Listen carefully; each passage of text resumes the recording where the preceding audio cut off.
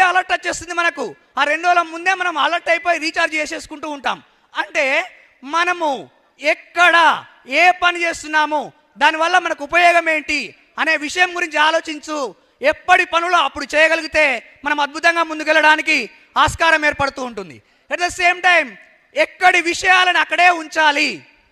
మనం ఎందుకు ఇది జరుగుతుంది అని అంటే, మనం చేసే పనిలో ముందుకు వెళ్ళకపోవడానికి కారణం ఏంటి అని అంటే, మనకు ఏదైనా ఒక విషయం చెప్పారు ఎవరన్నా, ఆ చెప్పిన విషయాన్ని ఇంకొకరు చెప్పేస్తూ ఉంటాం పక్కనే. నీకు ఒక విషయం చెప్పాడు అని అంటే నీకు కాబట్టే చెప్పాడు, నువ్వు వింటావని చెప్పాడు, నీకు చెప్పాలని చెప్పాడు, అది ఇతరులకు చెప్పమని కాదు. కాబట్టి ఎవరైనా చెప్పిన విషయం నీ దగ్గర ఉంటే అది 3వ వ్యక్తికి ట్రాన్స్ఫర్ చేయకూడదు. దీని ద్వారా మీకు చాలా ప్రాబ్లమ్స్ వస్తూ ఉంటాయి. దానివల్ల మీరు చాలా ఇరిటేట్ అయిపోతూ ఉంటారు, చాలా ఇబ్బంది పడుతూ ఉంటారు. కాబట్టి 3వ పాయింట్ ఏంటంటే, ఎక్కడి వస్తువులను అక్కడే ఉంచాలి. ఇది చాలా చిన్నగా అనిపిస్తుంది, కానీ చాలా టైం సేవ్ చేస్తూ ఉంటుంది. ఈ 3